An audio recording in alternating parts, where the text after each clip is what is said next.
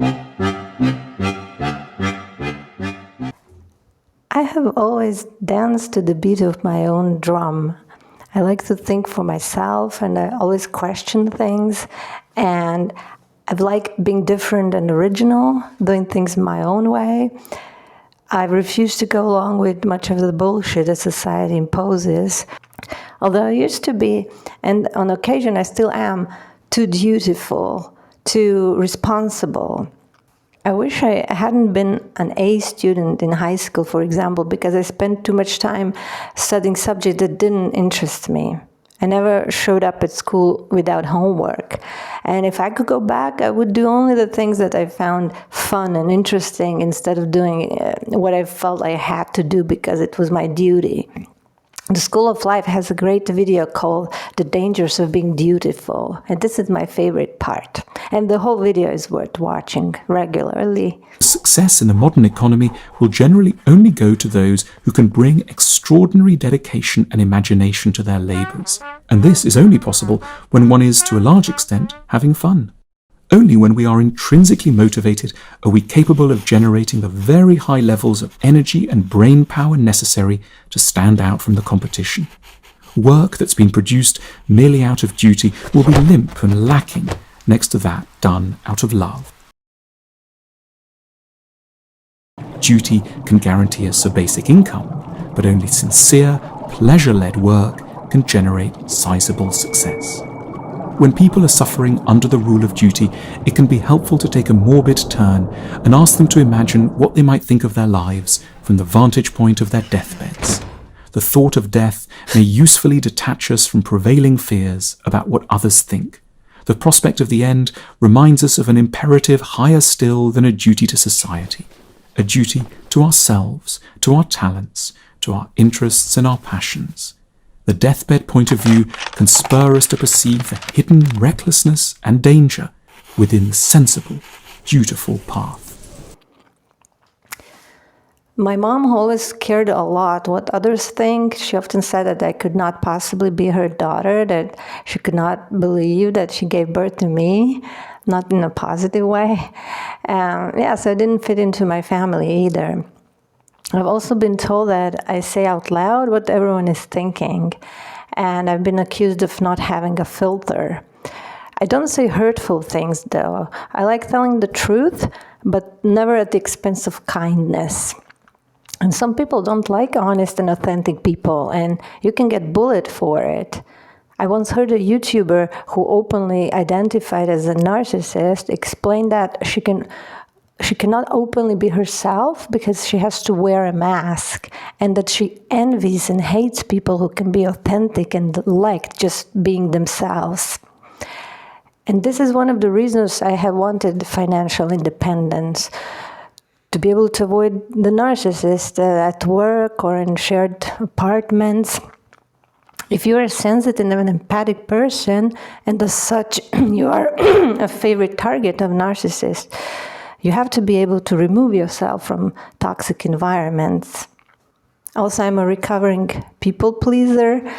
As someone who grew up in a family with a narcissistic abuse pattern, I've been prone to people pleasing because it was a form of self-abandonment I had to learn as a child in exchange for acceptance. So you abandon yourself and try to make the abusers happy in order to feel safe. I'm now practicing honoring my own needs and boundaries and being okay with disappointing people. And I think that's why authenticity, honesty, and truth are so important to me. They're kind of part of liberation and recovery. When you grow up exposed to constant manipulation, lies, dishonesty, you become allergic to it. I often find myself attracted to people with Asperger's syndrome, maybe because they also tend to be direct and honest. I did a test and I'm not on the autism spectrum. I know there are many people like me, although I've often felt I don't belong anywhere because I wasn't good at putting myself in the right environments for me. I wasn't picky at all with friends or jobs. I was an ugly duckling often, trying to fit into the wrong pond. And with the internet, it's much easier to find like-minded people to your own tribe. And only relatively recently I learned about scanners as a personality type, and that might be like the only box I fit into. And it's exciting to find your tribe.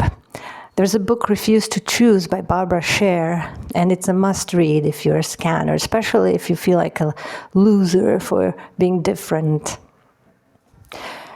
I made a video about society's false dichotomies, where I mentioned other ways I don't fit into the options society offers.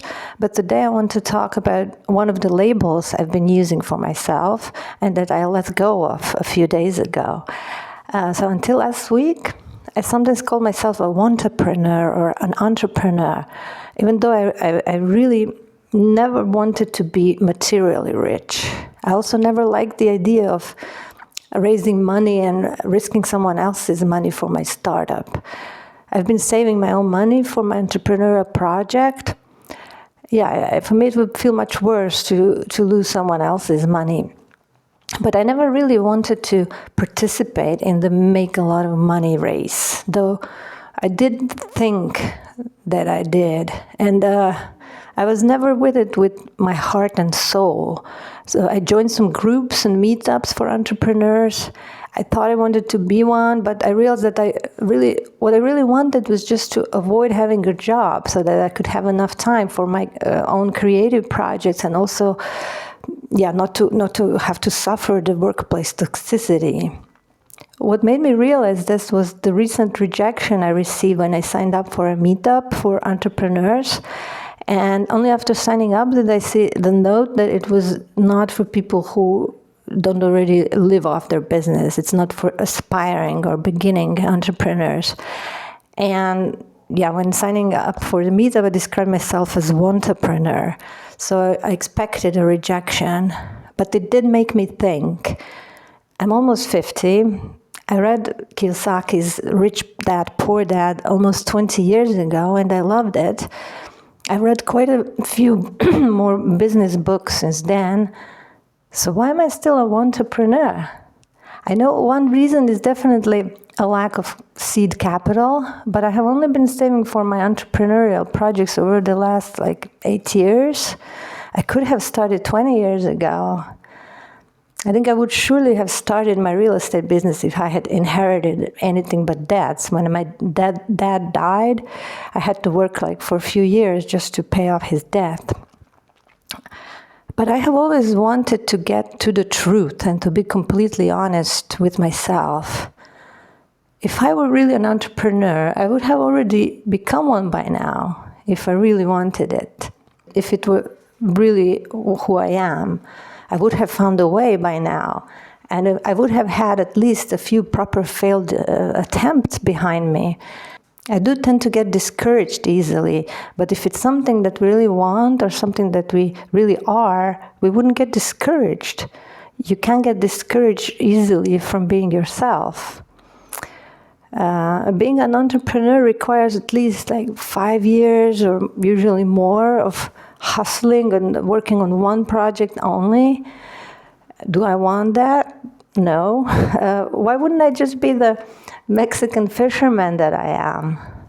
I'm not going to tell the Mexican fisherman story because I've heard it too many times. I wouldn't even fit in with Mexican fishermen because I'm too curious and adventurous for that kind of life.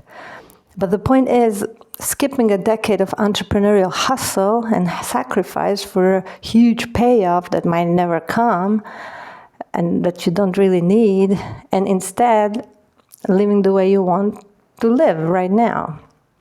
Which for me, it means having plenty of free time to be creative, to walk on the beach or in the park or in nature every day, to socialize almost every day, to meet new people all the time. I realized I have actually been rich because I believe time is a more valuable currency than money. I live with time as my currency because I have always valued time more than money. And I've been quite rich in my currency, richer than most people, though I don't compare myself to others. That makes no sense. Everyone has different values, different things that are important to them. And that's why the expression loser or winner is totally ridiculous. It assumes that we are all participating in the same race. I think we all eventually get what we want and become who we are. Sometimes it takes decades, but it's almost impossible to run away from who you really are. And that is a better definition of success, discovering and living in harmony with who you really are, not trying to become a lion if you're a giraffe.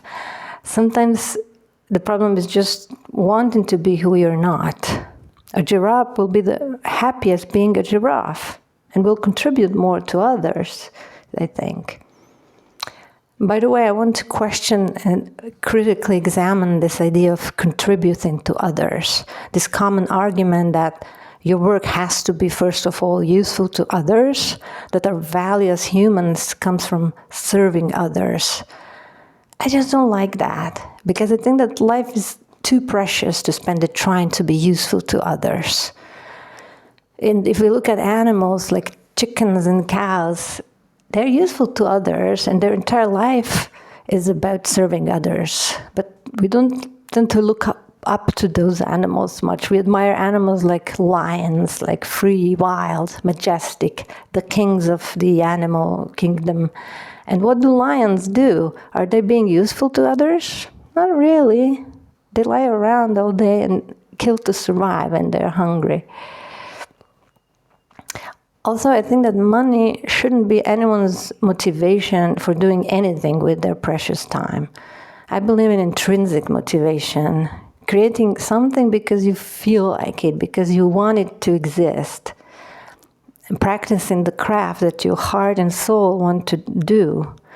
The ultimate success is making a living by being yourself. This is what Freddie Mercury said. What is your ultimate goal as an artist? Oh my God. I haven't thought about that. I just, I don't get up every morning and say, okay, what's my ultimate goal? What should I do? What should I do today? I'm Freddie Mercury, I'm me. I just want to do things that come naturally, and this is my work. And I'm not frightened of it every morning and saying, oh my God, tomorrow it might be over. If it's over tomorrow, it's over. You know, but how about as a person? Do you have any goals for yourself as a person that you would like to attain? No. I think I'm pretty happy right now. You know, and if I'm not happy, then I work out why I'm unhappy and find out what's making me unhappy, and I go and conquer that. Success is doing with your time on earth exactly what you want to be doing. And Bob Dylan agrees with me. He said, a man is a success if he gets up in the morning and goes to bed at night, and in between he does what he wants to do. I love taking courses. I literally have hundreds of certificates from different courses. And I also taught myself 5 languages so far. But none of that was for work or career reasons or for making money. I do it purely for the joy and the mental and emotional satisfaction it gives me. I never do anything for money. Money just doesn't motivate me enough to do something. Even when I was completely broke, money didn't motivate me. I remember when I worked on a cruise ship 20 years ago in the Caribbean, and the food and beverage manager in the morning and morning huddles, he said, we're all here to make money. And I remember thinking, I'm not. I'm here for the adventure and to see the Caribbean. Yeah, I've noticed that people that have intrinsic motivation, money does normally come to them eventually, as Alain de Botton said in the School of Life video. But the reason scanners like me, we don't tend to get financially successful is that we refuse to stick with one thing after we've done with it. After we satisfied our curiosity, we don't keep at it just because it had started bringing in the money. So I decided to embrace who I really am. My values, what I want and need and care about, are not success, money, and status, or climbing the corporate ladder.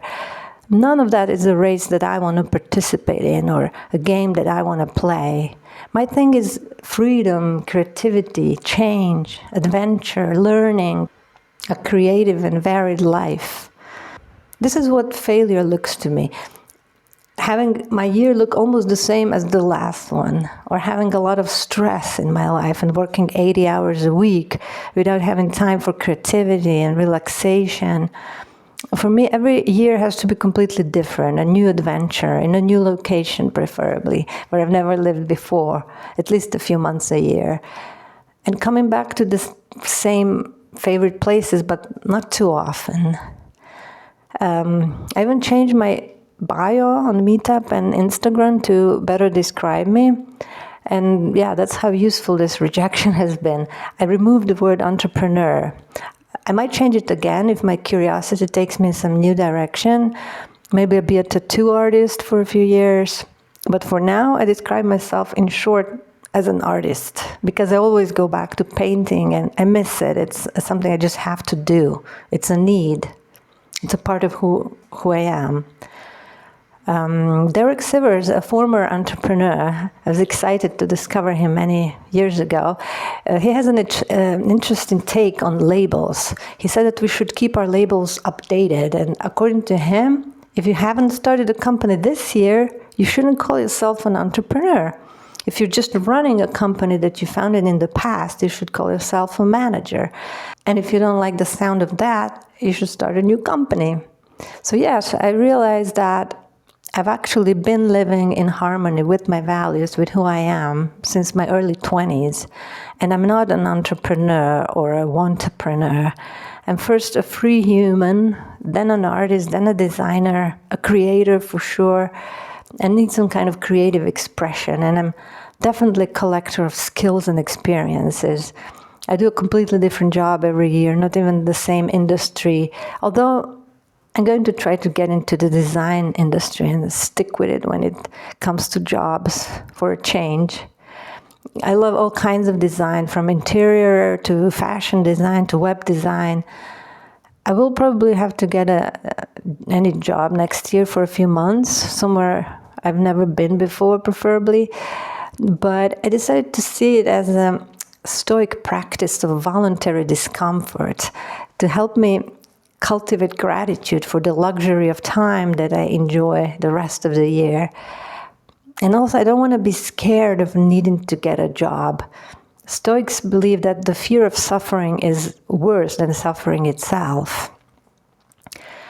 I'd feel like a loser if I worked more than 4 to 6 months a year.